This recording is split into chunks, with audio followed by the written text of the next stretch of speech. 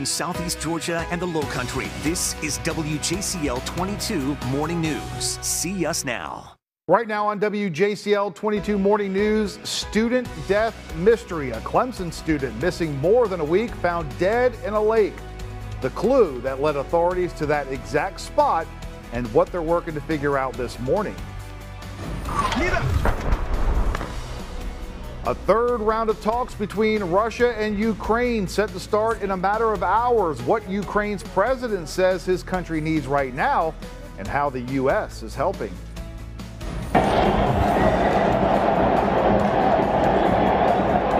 A brutal soccer match brawl caught on camera. What we now know about the violence that unfolded over the weekend. And the desperate search for the person behind a security scare at an Air Force base moments after the vice president left. Taking a live look at Henry C. Chambers Waterfront Park in downtown Beaufort, South Carolina. Thank you so much for starting your day with WJCL 22 News. Good morning. I'm Frank Solkowski here with meteorologist Melissa Hall. And Melissa, this week, we just need to buckle up because we're going to go from extremes here really quick like. Yeah, absolutely, Frank. It's a little bit of a roller coaster ride, so get ready, folks. We're starting very nice today. A little patchy fog out there. We've had that the last few mornings. Yeah, so get ready for that. It's really limited this morning, though. That's the good news. It's not widespread, mainly just down in Wayne County. But look at the temperatures outside. When you head out, very comfy. Ridgeland actually just crossed over to the upper 60s. They have been in the 70s until just recently. You see those mild conditions across the area. 70s actually our average daytime high for this time of year. Well, get a little bit of a wind out of the south, bringing the warmth with it. We're not going to see average. Like I mentioned, though, not everybody waking up with those beautiful clear skies that you saw in that shot of Beaufort earlier or there at Hilton Head. Down near Jessup, Wayne County, very dense fog. That'll lift. Lots of sunshine today. Still going to have that southerly breeze. Temperatures well above that 70-degree average. Mid-80s in those inland areas where you're waking up in the low 60s right now. So even if you do want a light little layer as you head out the door, not going to need it too long. That heat, it's getting pushed down ahead of us, ahead of our next front that wants to arrive late tonight into tomorrow. Thunderstorm chances, they start to pop back up by tomorrow, and that forecast, like Frank said, about to get really active. Folks, you need to get ready. We got those thunderstorm chances tomorrow, and by the end of this, a big cool down heading into the weekend. But in between now and then, you can see those rain chances every day. I'm going to show it all to you, break it all down here in about 10 minutes. Time to wake up, Ham fam. Yeah, Effingham County Highway 21 at Brownwood Drive there in Rincon. Few cars on the roadway. We are just past 6 o'clock this Monday morning. Happening right now, authorities in South Carolina trying to figure out how a Clemson student died. Clemson police say they found the body of Andrew Earnhardt yesterday morning in Lake Hartwell in Oconee County. They'd been searching that lake for days after investigators say Earnhardt's wallet was found there. According to our sister station up in Greenville, Earnhardt had been missing more than a week. He was reported missing back on February the 25th. Well, a Bullitt County man accused of shooting and killing a teen girl can now bond out of jail ahead of his trial next month. Friday, a judge granting Mark Wilson a $100,000 bond after he spent 20 months in jail. Wilson, accused of shooting 17-year-old Haley Hutchison. Wilson, who's biracial, said he fired his gun in self-defense after the driver of a pickup truck Hutchison was in tried to run his car off the road yelling racial slurs. Wilson turned himself in back in June of 2020.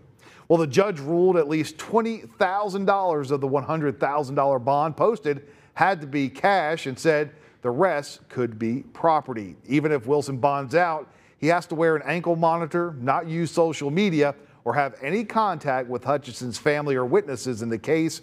Right now, he's facing felony murder charges.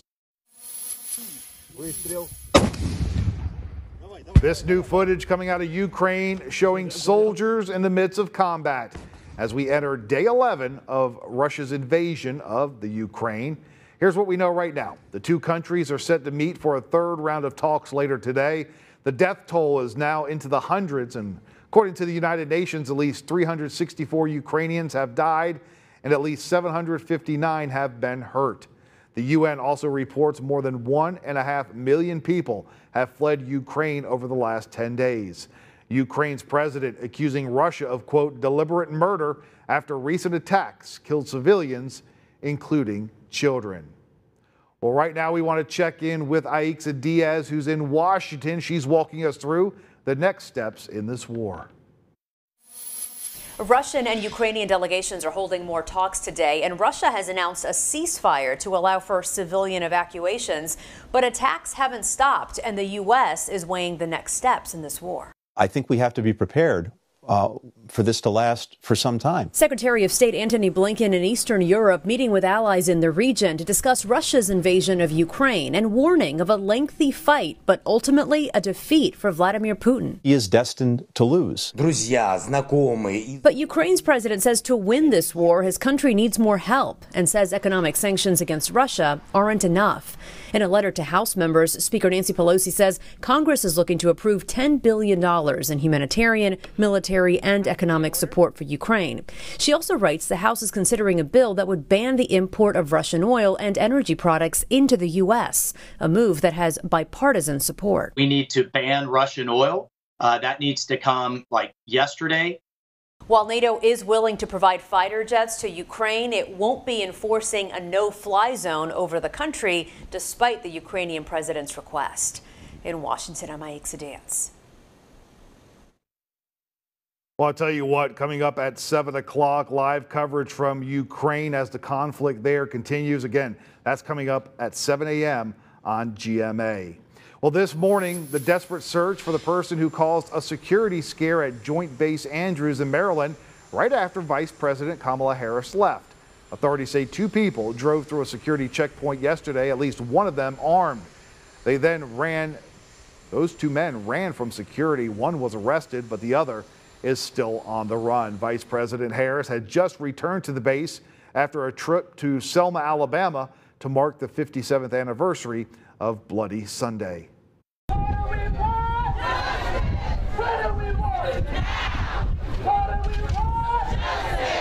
The Vice President walked in the ceremonial march across the Edmund Pettus Bridge, the site of the 1965 March for Voting Rights that ended with brutal attacks from authorities.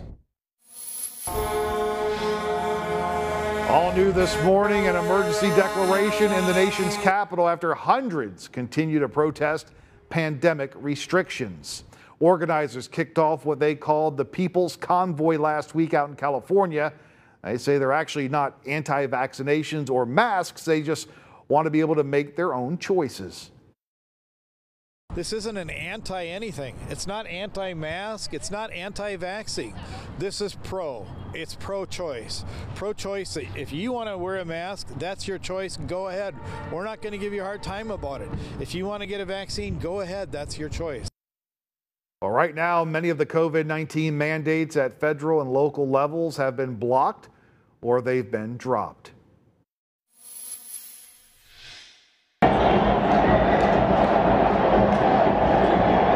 This morning, we're learning at least 26 people were hurt during a soccer match brawl in Mexico City Saturday.